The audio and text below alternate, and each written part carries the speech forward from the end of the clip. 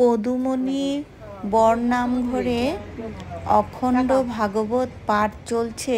সেখানে যাওয়ার জন্য আমরা তিনজন রেডি হয়ে, তো তিশা আর আমার দিদি প্রদীপ এগুলো সাজাচ্ছে, আর এদিকে ওখানে নাম ঘরে দেওয়ার জন্য ভাগবত পাঠে যাচ্ছি।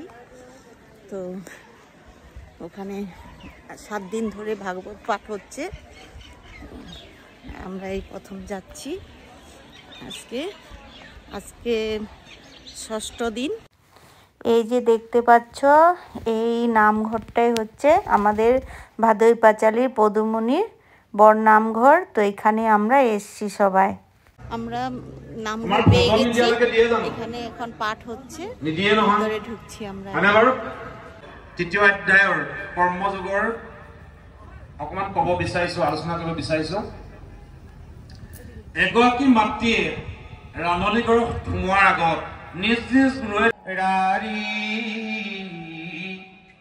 তোমাৰ হে ৱাৰদ না পাইলো বিচাৰি জেলো হেতেন দামৰিয়ে পিলে।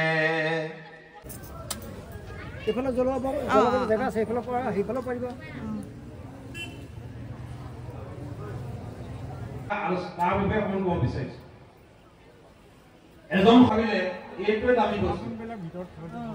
এই পইচাখিনি যিমান দিছিলে মাতবা কাক দি এই বাক্যশাৰীকে আসার সঙ্গে সঙ্গে বলছে চলে না, চা খাই লোক বলক চা আমরা বলছি তারা ধূপ ধুনা জ্বালিয়ে যদি হৰি ভক্তি আচৰণ কৰা হয় জ্বলানো, তেতিয়াহ'লে আমি চা খাম। জীৱনটো এখন এৰ জন্য এখানে চা খেতে এসেছি। আৰু জীৱনটো আপনার জন্য এই যে চা নিয়ে আসছে, সঙ্গে মিঠই। খাই থাকো। য'ত গীতা পাঠ ব্যাখ্যা হয় তাত জাতি বৰ্ণ ধৰ্ম নিৰ্বিশেষে সাৰ্বজনীনভাৱে অনুষ্ঠানবিলাক অনুষ্ঠিত কৰিলে, আৰু কাৰো ধৰ্মীয় প্ৰতি আঘাত নহমাকে বিষয়বস্তুৰ লগত সামঞ্জস্য ৰক্ষা কৰি আলোচনা কৰিলে। অনৈক্যৰ মাজত ঐক্য আহে, ঐক্য সম্প্ৰীতি আৰু সমন্বয় ভাতৃত্ববোধৰ নিদৰ্শনে গঢ় লৈ উঠে। গতিকে কলিযুগত কৰ্মব্যস্তৰ মাজতো নৰ সমাজে এই লক্ষ্য আৰু উদ্দেশ্য আগত ৰাখি গীতা ভাগৱতৰ নিচিনা নিগম শাস্ত্ৰৰ পাঠ ব্যাখ্যা অনুষ্ঠান অনুষ্ঠিত কৰি পৃথিৱীৰ ভাৰসাম্য ৰক্ষাৰ কাৰণে যাতে চেষ্টা কৰে এই ঋষিসকল, সেই লক্ষ্য আৰু উদ্দেশ্য আগত ৰাখিয়ে মই আপোনালোকৰ আগত ভাগৱতৰ মাহাত্ম্য বৰ্ণনা কৰিম। গতিকে মহাভাগৱত দৰ্শনৰ দ্বাৰাহে বিভিন্ন জাতি, বিভিন্ন জনগোষ্ঠী, বিভিন্ন ধৰ্ম সম্প্ৰদায়ৰ লগত সম্প্ৰীতি সমন্বয়ৰ সেইটো নিৰ্মাণ কৰিব পাৰি। শেষত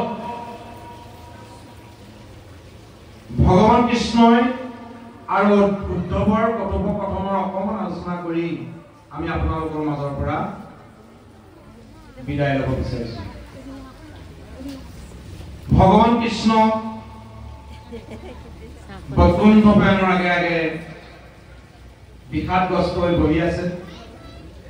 তেনেতে প্ৰাণবন্ধু উদ্ধৱ হ'ল,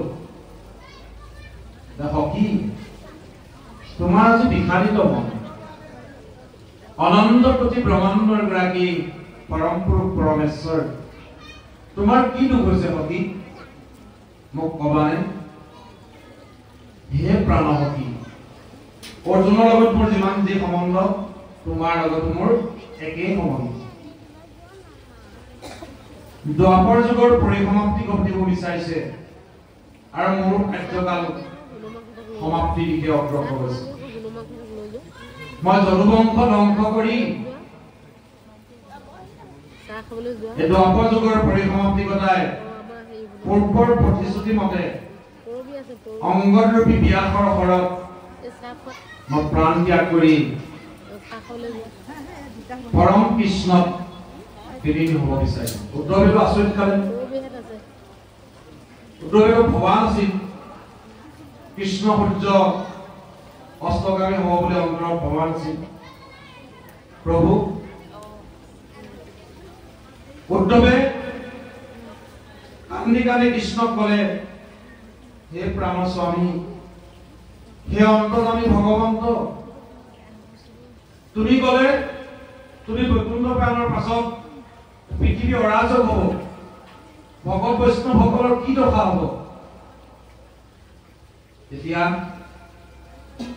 কৃষ্ণৰ দেৱক ক'লে, হে প্ৰাণবন্ধু, হে সুহী, হে সখা, তুমি চিন্তা নকৰিবা।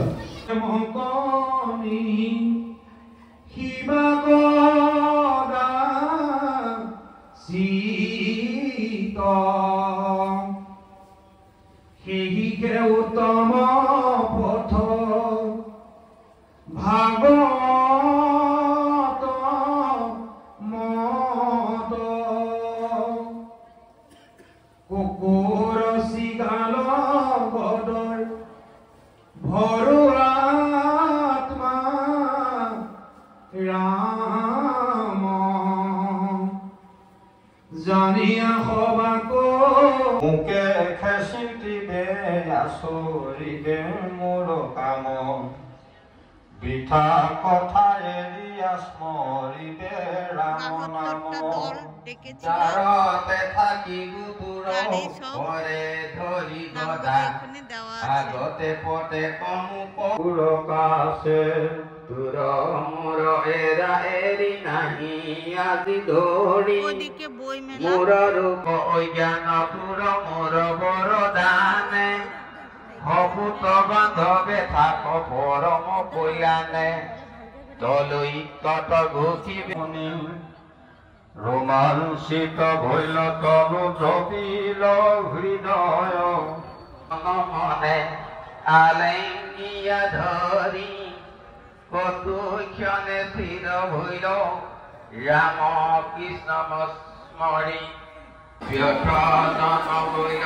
একবার চা খেয়ে গেছি, চা খাওয়ার জন্য করেছে, এদিকে আসো, চা খেয়ে গেছি, আবার এবারে এখানে পায়েস খাওয়ার জন্য ভিডিও করিস, ভিডিও করিস